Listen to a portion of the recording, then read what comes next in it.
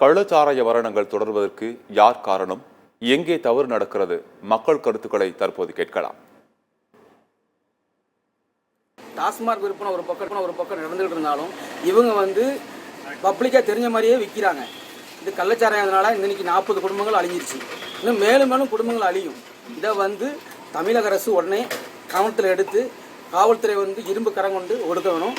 தமிழக அரசு உடனடியாக இதுக்கு பதில் தெரிவிக்கணும். பாதிக்கப்பட்ட குடும்பங்களுக்கு இவங்க சரியான முறையில் நடவடிக்கை கொடுக்கணும்.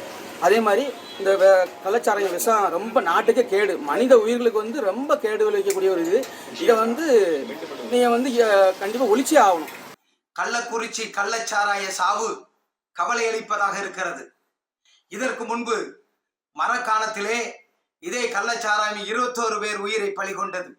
இப்போது எண்ணிக்கை 40க்கு மேல் சென்று கொண்டிருக்கிறது.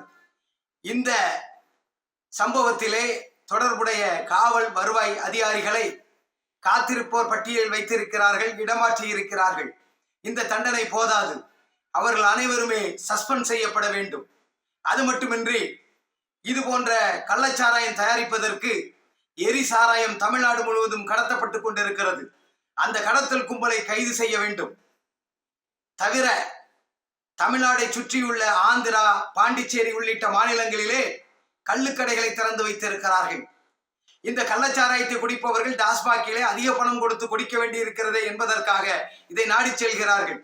அந்த சூழ்நிலையை மாற்ற உடலுக்கு அதிக ஊறு விளைவிக்காத கள்ளுக்கடைகளை அரசாங்கமே தொடங்கி நடத்த வேண்டும்.